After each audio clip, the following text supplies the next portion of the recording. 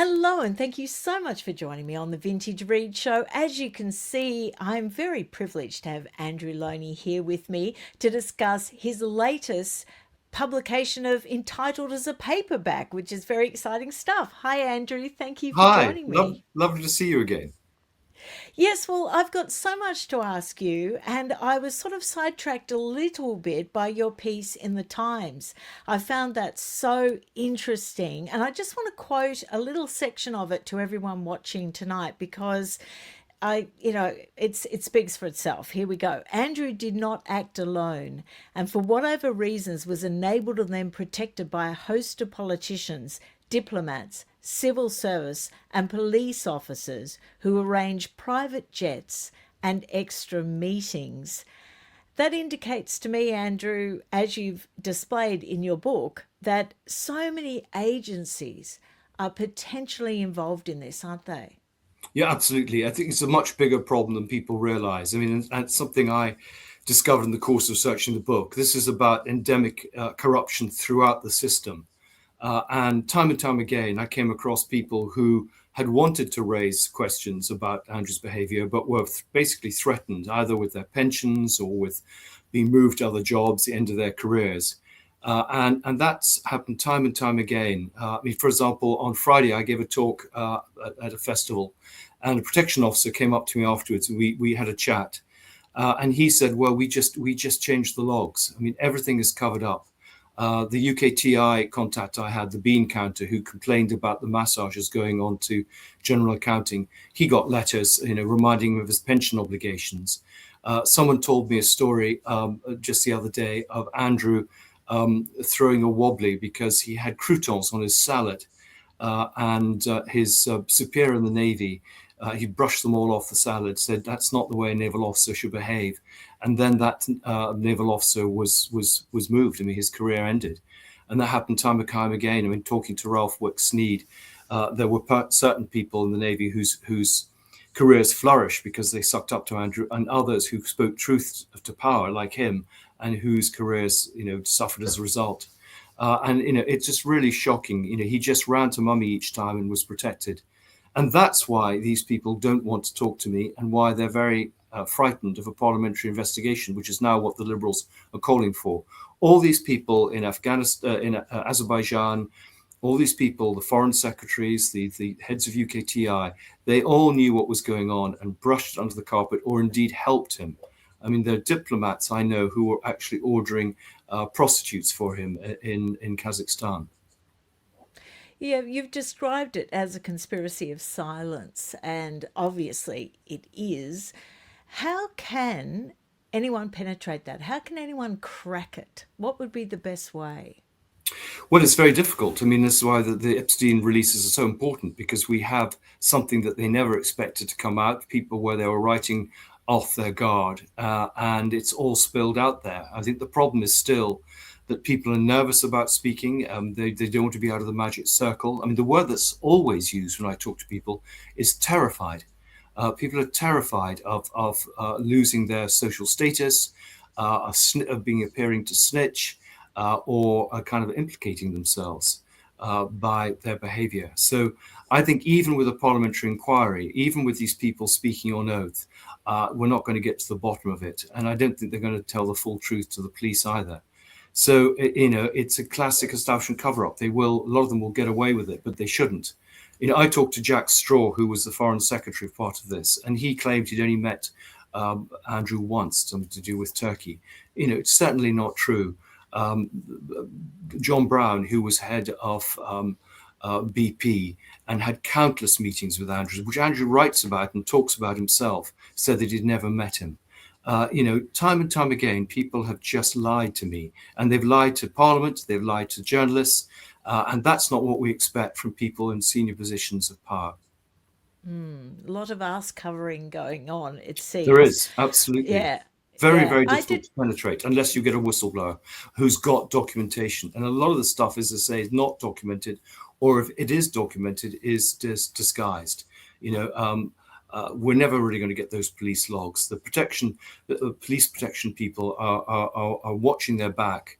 There's been an interesting development recently in that a number of them were caught basically asleep on the job. It was a pretty cushy number. And things are now beginning, people are now being about to be investigated. And I think that was a slight warning shot across their bows. But the problem is the man who ran protection, Peter Loughborough, is a member of the House of Lords. He's now in the King's household. He's just the sort of man to be brought in to keep a story like this under wraps. And that's exactly what he's done. It's really interesting about Peter Loughborough. I don't want to make too much of this, but it is interesting that he was actually head of Royal Protection in 2001 when Virginia Giuffre had that fateful night in Ghislaine Maxwell's townhouse. And then, of course, we know she went on and accused being trafficked to Andrew 3 more times that year.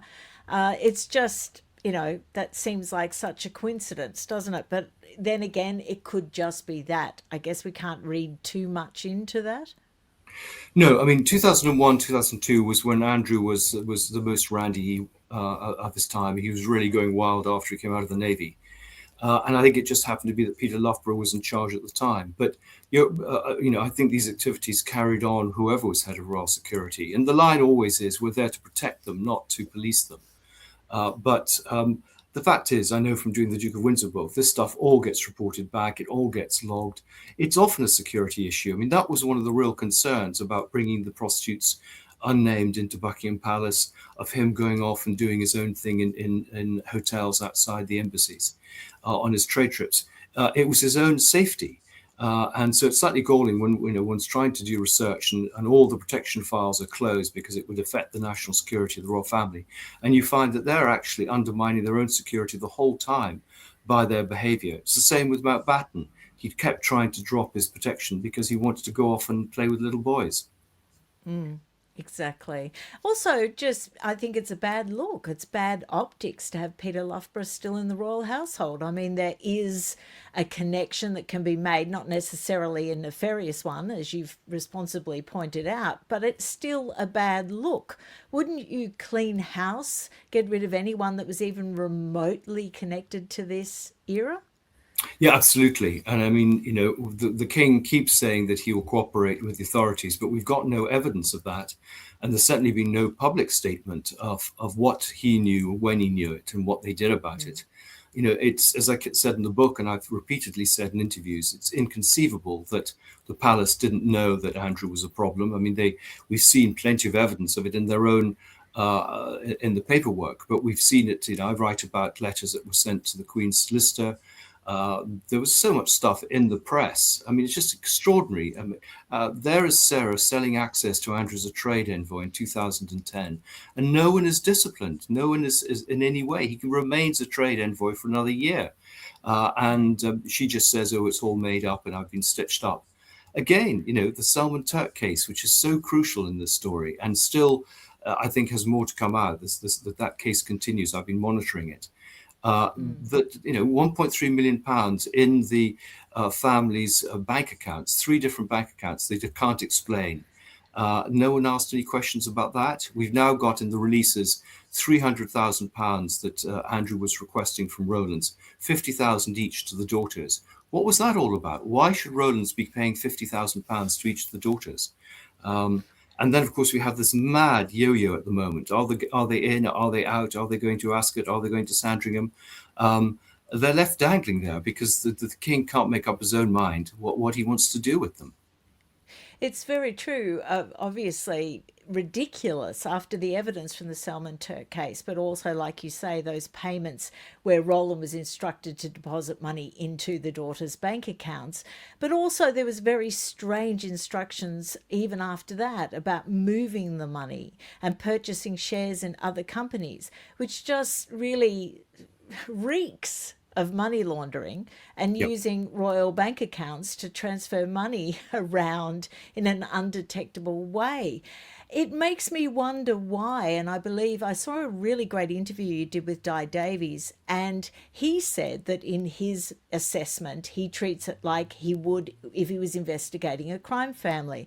And he brought up a really good point. Why didn't they raid the whole family simultaneously at the same time when, like you say, money has gone into the daughter's bank account. Surely it should have all been a warrant to raid and search all of them at the same time. Absolutely. And Amanda Thirsk, is clearly a crucial figure here. I mean, I know that they've had months in order basically to get rid of all the paperwork and the hard drives. And, it was ridiculous. This thing's been going since the beginning of December. I understand they've been shredding papers.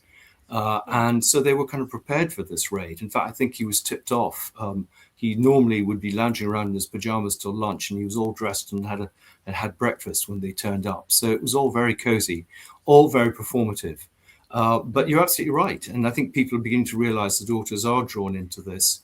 They're now investigating the anti-slavery collective, and I think the royal family are beginning to distance themselves from the daughters because, and it would be very clear. We've discussed this, the audit, which I heard about, very clear for them to go public and say, yes, we've had this, we've had an audit, it's absolutely fine, but they haven't even agreed to have the audit. Funny enough, I was having dinner last night with one of my sources, and the Manuel Fernandez story, the Vush story, is now beginning. I've got some more stuff on that because he was taking £1 million of government money to develop a product which never got developed over years. And he's now disappeared with leaving debts behind.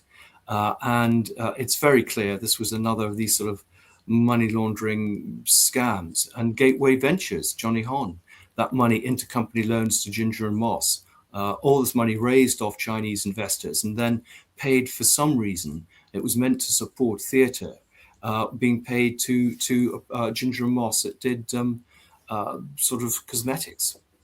Yeah, there's overwhelming evidence. I mean, you could just sit here, I would imagine, for about 8 hours and give us current examples. I was gobsmacked with the Marsh Farm move because we were heralded for about 2 weeks in the Telegraph about the fact that Andrew was packing up, that Sarah was packing up, that they were going to move to Marsh Farm, and it was heralded. And surely you would think that, at that point, the police would have thought, oh, they're packing up. They've got huge moving vans turning up and they're packing boxes into them. Maybe we should raid now before too much evidence disappears. Yeah, It would just be absolutely. common sense. It's Yeah, just insane. yeah. Look, No, I know. I It's you kind of feel that they're sort of going through the motions, but in a pretty half-hearted way. What did you think about the files being released due to the efforts of the Liberal Democrats? And they're files to me just frustrate me. I feel like they're just window dressing. We had the point about the late Queen obviously pushing for his job as trade envoy. You said that in your book, so we already knew that. But the way it was puffed up by the press, I felt like it was more about running interference for King Charles III, more about enhancing his image as this wise statesman who advised his mother and she ignored it. It felt like PR for him rather than moving the case forward. Yes, I mean it's a very limited release of documents, and you're absolutely right. I mean, everyone got terribly excited. The Queen had pushed this appointment. We knew that, Yeah. and in fact, I talked to David Wright, who's quoted in these papers, who at the time was head of UKTI, and actually later worked for Barclays and used to invite Andrew to Davos. And David Wright went on the record with me. I mean, which was wonderful. And he just got terribly fed up with Andrew just bringing his chums and not doing anything to promote Barclays. This was a separate thing. But yeah, it was all about making the king look good, Yeah. and it didn't really push the story forward, except that there were clearly concerns in Whitehall, which were brushed aside because the Queen could basically do what she wanted. But everyone kind of knew this was a problem.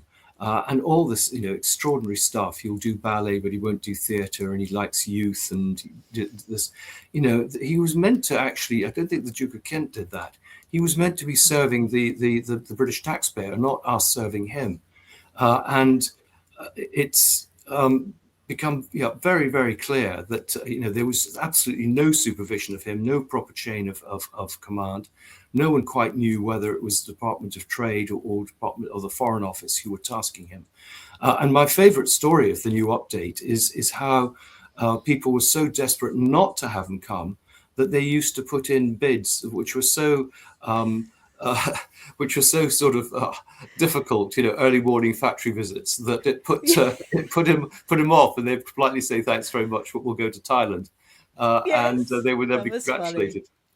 Yes, So and they'd have a little party when they found out he wasn't going to come. it's Yay! exactly, yes, exactly, yeah. Well, the protection officers I know had a party the day he was arrested. But yeah, Oh, I absolutely. And bet. this went on, for so long, and just it was allowed to happen. I mean, it's just extraordinary. The complaints I know were coming in literally from the first day, um, and even Simon Wilson, who's one of the few diplomats to really go on the record about one of these visits. That was, I think, 2002 or something. It was or four. But the papers I'm trying to get hold of, just simple questions: who was actually accompanying him?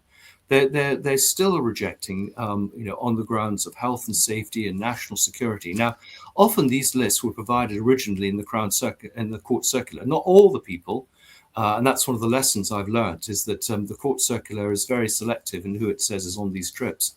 And there's a Oh, particular character that interests me called Matthew Sykes, who was a major general dealing with the royal family.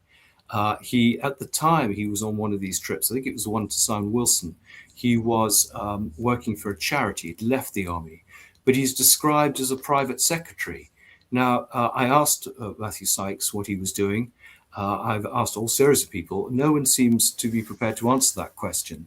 But he was on a taxpayer-funded trip, and one has to ask, what was a man who was supposed to be working for a charity, disguised as a private secretary, former military officer, doing on one of these trips? yes, you could see that the fix was in when you just saw the type of files that were released. I mean, like you say, obviously you needed the information of who was on these trips. How can you prove anything to do with misconduct in public office if you don't know who he's traveling with, who he's meeting, what he's doing?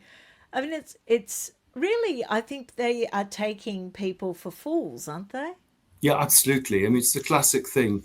Establishment, goes through the motions, and everyone thinks something. Well, some people think things are happening, but if you start looking at it, there's nothing happening. All these. I know, for example, a former ambassador to China was setting up meetings for Jonathan Rowlands separately, and he was told by the Foreign Office not to talk to me. In fact, he was prepared at one point. But he should be one of the top people for the police to go and talk to, and certainly if there's a parliamentary investigation. And they're going to hide behind the sub judice things. Even now, I'm being told, well, we've got to be very careful what you can talk about in interviews because we don't want to prejudice a trial, etc. There's not going to be a trial, and there's not going to be charges. And if they are, they're going to be not in this reign. This thing is being pushed into the long grass. I've seen it so many times, and we're already getting the signals, that malfeasance in public office won't wash. But it's very That, clear he broke the Official Secrets Act. He was giving information that was confidential to people who shouldn't have it, and people have been prosecuted for far less than that. And I don't know how they're going to get around that. They're going to argue Mandelson was a paid official and therefore he needs to go to the slammer, which is what's going to happen. But Andrew will be protected because the last thing they want is him squealing about what the royal family really knew and when they knew it. that's really extraordinary that there's pressure about, possibly prejudicing a trial because that usually doesn't kick in until the charges are laid, whereupon discussing anything related to the charges, then, yeah. So it Exactly. just doesn't make Exactly. sense. I mean, Doesn't make it's just sense. another form of pressure. I wanted to talk to you about a specific section in your book that I found fascinating, and it was about Jeffrey Epstein's death. Now, really, you've convinced me in your book that the facts to hand don't really indicate suicide at all. And you raise a really interesting question. Why did Bill Barr actually visit Epstein in prison? Have you got any answer to that question? No, I agree. It's a very interesting question. Again, people are not talking. It's a strange thing for him to do. It's a very public thing for him to do. I mean, you could always send some sort of apparatchik to do that. And clearly, Epstein was beginning to talk, and clearly people were getting concerned. and whether Bill Barr was monitoring him, was offering him some sort of deal. I mean, who knows? It's very unusual for someone in that position to have gone to see someone who was only just arrested in prison. You know, there are just so many unanswered questions about the so-called suicide. Um, no, I wish I could know more, but I mean, the problem is all these people are not talking. And I think what's extraordinary is many of the people who should be subpoenaed haven't been subpoenaed. The ones who have, it's all been done behind closed doors and they've said nothing. I mean, Howard Lutnick is absolutely involved in this story, and yet he's kind of been passed over very, very quickly. And there are others. You know, how Black was able to get away with it, or Wexner, with the things they said. No one seems to have asked the really tough questions. And, you know, we can only hope that I'm hoping that perhaps a case will be mounted in Britain at some point, and Ghislaine will have to give evidence, and she will begin to spill the beans in Britain because she's certainly not going to do that in the States. No. So now we've got this huge operation, this huge conspiracy of silence. We know it is, and encompasses the USA and the UK. That to me smacks of some sort of intelligence operation because it's just so big. Could it be an intelligence operation that has gone wrong and no one's admitting it? Well, I mean, I agree. I think there's a very strong intelligence aspect to this. I mean, you know, we're now getting a sense that Epstein was a Russian asset. He was recruited probably by Israeli intelligence. That the background to the wealth he kind of suddenly came into control of was presumably organized by an intelligence agency. I mean, they work, you know, and clearly you can see the advantages compromising important people and then blackmailing them. I'm not sure it did go wrong. I mean, I think it, in some ways, perhaps was too successful. And you know, I suppose the problem I is how mean, do you? now. I mean, people looking at it now, they probably, whoever is in charge of making sure this all doesn't move ahead, must be, quite uncomfortable with the public pressure, the public attention. Yes, no, true. I mean, you know, it's uh, yes. I mean, you know, the things begin to unravel. I mean, things begin to unravel the royal family as people begin to pick at it. And I think, as you say, the wider story of the intelligence element to this. Um, but what's so complicated is you know, people were sort of operating for several different intelligence agencies, often sometimes at the same time, I suspect, selling the information twice or taking the highest bid. And everyone was working against each other. They call it the wilderness of mirrors, this is a wilderness of mirrors, trying to work out who was doing what, why they were doing it, and whether they knew what they were doing was what they were doing, or in fact they were being played. And I don't know how we're going to get to the bottom of that, unless again some whistleblower comes forward from one of the agencies. Um, but what strikes me is just how um, casual the security around Andrew was, that people were allowing him to get into positions where he could be caught in honey traps and this material could be used against him. I mean, he might, you know, it may not have been used. I mean, he may have just been so open that there was no power there to compromise him. And that's what this intelligence document I quote in the book says, that actually we didn't need to put pressure on him. He was quite willingly doing stuff for us because he liked all the perks we were providing, the girls, the money, and the contacts.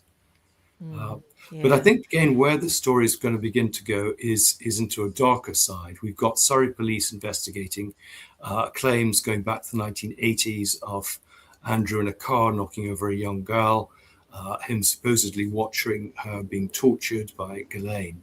And I mean, if this is true, and I think there's some dispute about the woman, the claims the woman didn't make a report at the time. I mean, she was a 6-year-old girl, but she's given a lot of detail, and she now seems to be cooperating with the police. That's an interesting development, and that does play into the new stuff I'm picking up from a news source that Ghislaine and Andrew and Epstein were running around the mid 80s. So this story goes back at least another 10 years. And that does change everything. So all this, the theory that Epstein was basically dealing with the mirror pension fund money, basically protecting it and for Ghislaine, doesn't. He could have been doing that, but he clearly was operating with Maxwell much earlier than that. Yes, and you provide quite a bit of detail about that in your book. I guess the danger is that there's going to be people that are just basically bonkers coming forward with a lot of stories, and you've got that really dangerous situation where, someone could be just loopy la la and they get debunked, and then no one's going to believe any stories from that point. I had that sort of reaction to the Ascot story. The accusations of sexual impropriety. It sounded, I don't know. I'm just not believing that everything isn't just window dressing at this point, Andrew, when there's so much evidence out there that is clearly eager to be chased up. I mean, you've offered all your evidence that you've garnered from your research, haven't you? Yes, I have. I've written to the National Crime Agency twice. I took advice and I went through their public relations or the PR people. So that's twice. I've repeatedly said it in interviews. And, uh, I'm very happy to give anyone in law enforcement what I've got. But I get the feeling that law enforcement don't really want to go places. I mean, we've got the DOJ not cooperating with the Metropolitan Police. We had the previous case of the Met not listening to the Mutual Legal Assistance Treaty when Jeffrey Berman and others were putting that forward. People are kind of, at different stages, are just trying to put obstacles in the way. But yeah, absolutely, the material's there. The Ascot story is weird because of all the places where he was with his family. It was very public. And he was going to be on his best behavior. Ascot was one. It's a very important part of the royal calendar. He often entertained people there. He took Gogo Agenzai, who of course was instrumental in the sale of Sunninghill there. Lots of girls were taken there. That was his sort of date place. And so it seems very weird. And is this someone who's come forward only now? I mean, the only people who would be in Ascot would be very close to the royal family. They would be the last people to report anything. And so it doesn't make sense. I mean, there are plenty of places No. where he was, a menace to women, and I have some of the stories in the book. And Yeah, they're I only, suppose I shouldn't undermine a potential victim in case it is legitimate, but I worry that it's just, playing games, someone that's sympathetic to Andrew and the family just playing games deliberately to confuse the investigation. There's really good evidence in your book, like I said. In July 2020, you said another woman gave a statement to the FBI alleging she was abused by Andrew and Epstein between 1996 and 2018, including in the UK and France. Can you tell us a little bit more about that? yeah, I mean, unfortunately, I mean, she's represented by Brad Edwards, who's represented a lot of the victims, but she doesn't want to go public. I think Brad is trying to persuade her to do so. But it's frustrating because I think she's seen how people like Virginia Giffray were kind of chased and discredited by people, and I think she doesn't want to go down that route. I mean, there are other victims. I had lunch on Sunday with someone who's close to one of the victims, and I think other victims will begin to come forward, and they're going to use the power of numbers. I understand there will be another. In the way they went up to Capitol Hill and made their statements, there's going to be another attempt to do that in Britain to kind of shine the light on their experiences. But I think it is very difficult to get people to come forward, and so many of these people are anonymous and would just bust in. I do think France is a really interesting area because Andrew stayed there quite often in Epstein's flat. Jean-Luc Brunel, the model owner, produced a lot of the girls that went to the island. I think it's going to be difficult to find the girls in Ukraine, but I think the girls from France may be easier to trace. But my suspicion is that they have now got married or got children. The husbands don't know the story, and they won't want to talk. I mean, there's a British woman married to a banker who lives in Hampshire that I've been trying to persuade to talk to me even off the record, who was basically trafficked to Trump by Andrew. I mean, she was a girlfriend of Andrew's, came from quite a modest background, and but has now ended up, married to a rich banker. And the last thing she wants to do is to talk about her experiences. Um, But some really Well, interesting I things don't going on. blame her because so many people have died. I mean, just the number of people you even mentioned then, Jean-Luc Brunel, he died in prison. We've got Epstein dead. We've got Virginia Giuffre died. You mentioned in an interview you did on your channel about two models in New York that a source told you that Andrew was supporting, and evidently one of them committed suicide. Yes, it's a famous case where she kind of leapt off a building. And again, the inference is that she may well have been pushed just because of the where she landed. Um, so yeah, and I'm trying to get the other one to talk, or at least one of her friends who's prepared to talk, because it was well known these two people were basically part of Andrew's concubines. But there's a story I picked up of the woman, the language student from Ukraine that he was supporting in a flat in Mayfair. I suspect he wasn't paying himself. I suspect that Epstein was paying. But so many of these people, there are lots and lots of stories and lots of stories. A man turned up the other day, and he said, "I've got a photographer. I've got these pictures of Andrew with this girl, young woman, up at, I think it was by Marble Arch." So again in Mayfair, and she's coming to visit him, and it's all been rather secretive. And I just by chance got these photos, and he wouldn't give me his name. He said, I'll be back in touch." And I've heard nothing more. But you're absolutely right. There are going to be a lot of false flag operations. There are going to be a lot of people feeding, either deliberately or not, false information to try and discredit me and others, and therefore try and undermine everything that's been said. And the fight back continues. I mean, people like Jay Beecher, continue to pump stuff out. And there's a lot. Alan Shiver has written a lot about the she-wolves and Victoria Harvey and people. So even with Virginia Giuffre's death, even with the Epstein revelations pointing out the photo is absolutely authentic, even with all the evidence to show that it is a proper, genuine photo, and I know that having talked to Sandra White, who was actually the minder who sat there for weeks on end when the Mail found Virginia Giuffre originally. We're still getting a lot of false information pumped out, and there are enough naive people who begin to believe this stuff. Yeah, there are, unfortunately, but there's without a shadow of a doubt that photograph was, it's been proven to be by you to be legitimate. Civil trials, I know that was what Virginia Giuffre was trying to achieve, probably to just, in the course of a civil trial, to have evidence and to force Andrew to testify. Obviously, could some of these women be persuaded to take that route and maybe push the story forward in that way with depositions, things like that?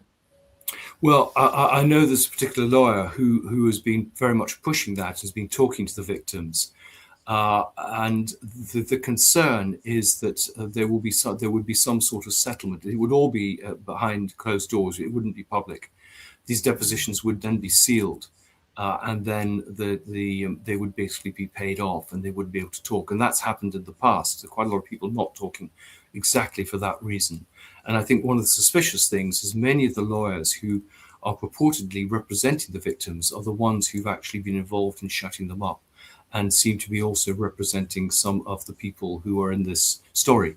David Boies is a very good example. He represented Clinton as well as Virginia Giuffre. And though clearly he pushed the Giuffre story, there are suspicions that there are others like him who were kind of playing both sides. You mentioned about multiple police forces investigating various different areas of this case. I'm wondering if you've had any heads up whether there would be any investigation from one police force on another police force. The one I'm thinking of is the Metropolitan Police. Those three deep assessments they did throughout, over a decade that came to nothing, and they didn't even question the then Prince Andrew, which is just ludicrous. Anybody else would have been at least questioned under caution. So do you think there could be an element of that where you could have one police force blaming another police force for the lack of action?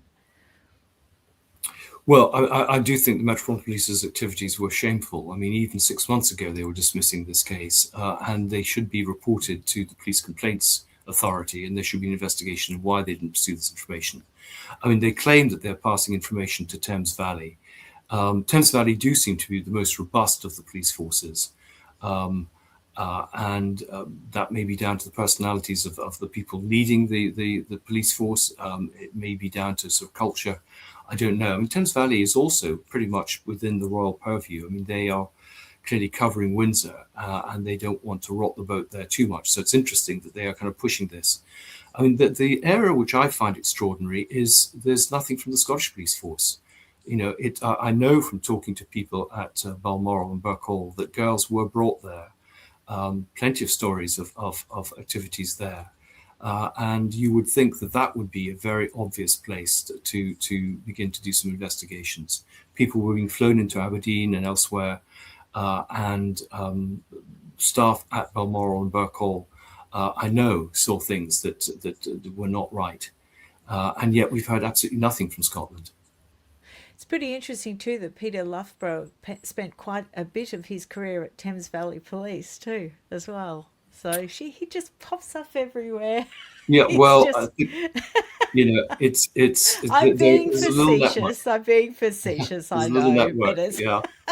Well, it's you just know, a little dig. Just a little dig. Prince Charles was born in 2019, which has been in your book, of course, that Roland had paid the Duke of York to help procure a Luxembourg banking license for his private bank de Havilland. Now, surely, and even Prince Charles's legal advisors, Farry and Co., and then that was copied to the Queen's solicitors. Nothing happened from that either, did it? no, absolutely not. Went to Mott Bridges, you know, and that's the problem. This is why, you know, Farr have remained the Queen's solicitors for so long. They can be trusted. And you know, this is what's so frustrating. You know, people have tried every which way to report these things, to warn them. I mean, funnily enough, I was again talking to someone yesterday who was close to a man called Ronald Allison, who was one of the first of the press secretaries. And he put forward to the palace 30, 40 years ago 4 recommendations. One, which I thought was very interesting, which I'd never heard before, was that they should actually do the pomp and ceremony around the country. So it shouldn't just be in Holyrood and London. But, you know, if they went to Manchester, they should have the Household Cavalry trooping up, doing some sort of thing up to the Guildhall or whatever. But he also made the point they should be paying tax, which the Queen eventually did after the fire in 1992, but which, of course, they're still pretty reticent about how much tax they pay and which taxes they pay. But he also talked about the importance of opening up Buckingham Palace. Now it's been refurbished at public cost, now that it's no longer a royal residence, but just offices. I think there's a good argument to open that up to tours. It's only one wing that's open at the moment. The gardens could be open. They could do events there more. There could be all sorts of things happening there, which would kind of stem some of the criticism that's going on. He then talked about the sovereign grant and the money that's paid. That should be clearly very carefully determined. At the moment, we don't know the cost of security. A lot of these costs are lost in other costs elsewhere, the Metropolitan Police or wherever. And even the cost of the equerries and things are lost in the Ministry of Defence budget. So there are ways of kind of spreading what's actually given to the royal family through all sorts of other budgets. And then also clearly parliamentary accountability. That seems to be the most important thing.